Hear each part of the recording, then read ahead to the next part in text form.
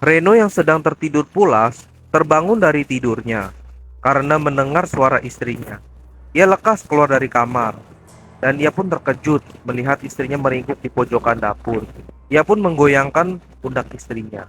Ranti pun mengangkat kepala dan memeluk suaminya. Lalu Reno pun mengajak istrinya untuk kembali tidur di kamar agar ia pun tenang. Dan pada hari selanjutnya, Ranti sedang sendirian di rumah, sedangkan suaminya sedang pergi keluar kota. Ia merasa kesepian dan akhirnya ia pun mempunyai ide untuk menelpon adiknya. Halo, Ratri. Ri, kamu di mana? Kamu di rumah nggak? Iya, kenapa? Kamu bisa temenin Mbak nggak? Soalnya Mbak sendiri. Mas Reno sedang pergi keluar kota. Oke deh Mbak, nanti aku ke sana. Sejam kemudian, Ratri datang dengan mengendarai sepeda. Ranti pun tampak antusias dengan kedatangan sang adik. Lalu ia pun mengajak sang adik untuk segera masuk ke dalam rumah. Dan nantinya Ranti pun mengajak Ratri untuk tidur di kamar yang biasa digunakan untuk tamu menginap. Malam pun tiba. Ranti dan Ratri sedang menyaksikan televisi. Kebetulan malam ini adalah malam minggu, jadi acaranya banyak yang menarik. Saat yang bersamaan, mereka pun belum makan. Ranti memutuskan untuk memesan makanan melalui ojek online. Dan tidak lama, ojek online pun yang membawa pesanannya pun datang. Ia pun segera keluar dan menerima pesanan itu. Saat dirinya kembali, ia merasa heran dengan sang adik karena tatapannya yang terlihat kosong.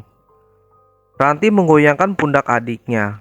Ratri, hei, kamu kenapa? Namun tidak ada respon dari Ratri.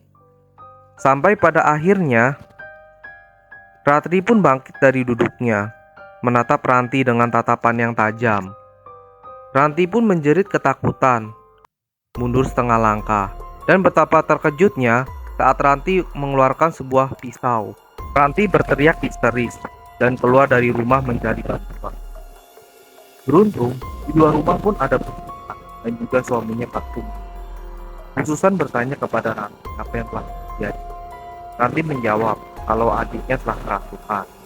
Beberapa saat kemudian, Ratri yang telah kerasukan pun tidur. Dengan sigap, anaknya Susan, yaitu Timo dan Robi, berhasil mengamankan Ratri.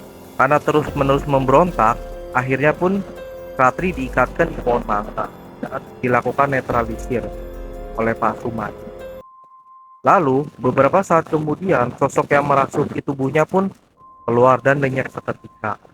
Ranti pun bertanya kepada Pak Sumadi apa yang telah terjadi kepada adiknya. Dia menceritakan, dulu di tahun 96, di rumah itu tinggal seorang ibu bernama Musmi. Dia tinggal bersama anaknya dan juga menantunya. Semasa hidupnya, Musumi suka menyakiti hati menantunya, hingga si menantu pun tidak tahan dan melawan si mertua. Karena tidak terima, si mertua pun langsung mencekik leher si menantu. Si menantu pun berusaha melepaskan dirinya. Sampai pada akhirnya, sang mertua pun terdorong dan terbentur tembok, hingga pun tewas. Dan semenjak kejadian itu, rumah yang ditinggali pun kosong. Bahkan, menurut cerita, pasangan suami istri pun telah bercerai. Bahkan, warga juga melihat arwah penghuni di rumah itu. Kadang ada di balkon, kadang juga ada di teras. Bahkan, kalau setiap malam pun tidak ada yang berani melihat melewati rumah itu. Alasan Ranti diteror karena ia mirip wajahnya dengan Lita yang tak lain adalah menantunya dulu yang telah mencelakakannya. Dan demikianlah pada cerita kali ini. Jika kalian suka, jangan lupa untuk tekan like, komen, subscribe, dan klik tombol lonceng.